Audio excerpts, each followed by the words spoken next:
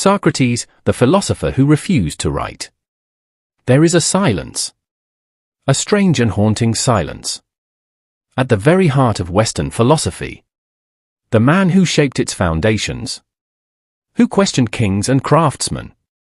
Who dared to stand before the Athenian court and choose death over silence. Left not a single word in his own hand. No book. No treatise. Not even a fragment.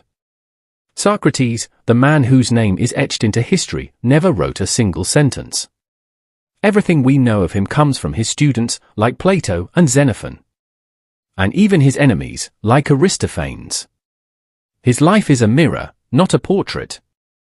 We do not read Socrates. We reconstruct him. Why would the man who changed philosophy forever refuse to write anything at all? This question is more than historical curiosity. It cuts into the very soul of what Socrates believed truth to be. The beginning of wonder. For Socrates, philosophy begins not with knowledge, but with wonder.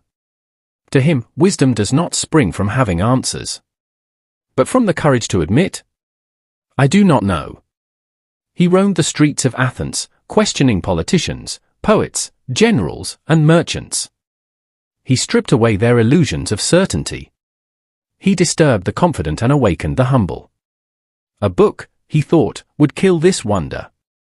A book gives the illusion of finality, of certainty. It closes a door that Socrates wanted to keep open forever.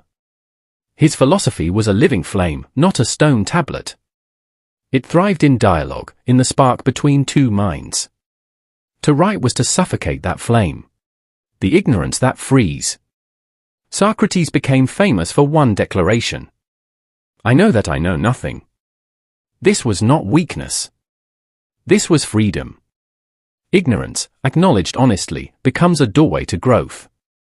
The person who knows they are ignorant is ready to learn. The person who clings to false certainty is enslaved by it. Books, Socrates feared, could enslave. Once written, words appear to hold knowledge. But they cannot question you. They cannot challenge your assumptions. They sit silently, tricking you into thinking you understand. True wisdom, he believed, is not memorized. It is born in struggle, in conversation. In the messy and uncomfortable work of questioning everything you believe. The living philosophy. Socrates lived his philosophy. He did not merely teach, he embodied it. Picture him, barefoot, wandering the bustling streets of Athens. Pausing to speak with a stonemason about justice. Or asking a young soldier about courage. His classroom was the open air, his audience, whoever happened to be passing by. He turned daily life into a theatre of thought. For Socrates, philosophy was not a profession. It was not locked in scrolls or libraries. It was a way of being, a way of seeing and questioning reality itself. Writing, to him, would turn philosophy into a relic. He wanted it to remain alive, breathing through conversation. Growing and evolving with every question asked. The midwife of wisdom. Socrates saw himself as a midwife of wisdom. Like a midwife who helps deliver a child but does not create it. He believed he could help others give birth to truths that were already within them. His dialogues were like intellectual labor, painful, transformative, deeply personal. Those who spoke with him often left shaken, realizing how little they truly understood. Yet in that discomfort, they took their first steps toward wisdom. A book could never do this. A book could not provoke. It could not adjust itself to your ignorance, nor push you deeper into your own contradictions. For Socrates, wisdom was not something you consume. It was something you had to struggle for. The fear of misinterpretation. This is why Socrates distrusted writing. Once a word is written, it cannot defend itself. It cannot clarify or evolve. It becomes a fossil. He feared that people would take his words, memorize them, and mistake this for understanding. They would quote him, but never question him. They would worship the letter and forget the spirit. Socrates refused to become a doctrine. He was a question, not an answer. And questions, he believed, must live in conversation, trusting dialogue over legacy.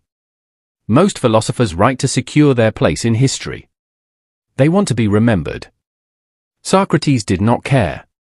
He believed truth, once awakened, would outlive him.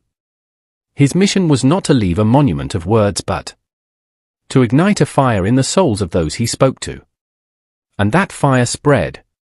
Plato, his student, captured his voice in dialogue form. Ironically, by refusing to write, Socrates became more immortal than any philosopher who ever has. His silence made him eternal. In Athens, philosophy was not a game. To question tradition was treason. To challenge authority was dangerous. And so, Socrates was accused of corrupting the youth. Not because he was evil, but because his words were powerful. The Oracle of Delphi once declared him the wisest man alive. But Socrates only laughed. I am wise only because I know nothing. This paradox haunted Athens, and it made him a legend. Few remember that Socrates was also a soldier. He fought bravely in 3 bloody wars. He stood firm on the front lines, as calm under arrows and swords as he was under political fire. His trial was not justice. It was theater, a performance staged by a city that feared the man who made them think. And instead of begging for mercy, Socrates mocked them. He even suggested he deserved free meals for his service to truth. When his friends offered escape, he refused. Because for Socrates, truth was not just an idea.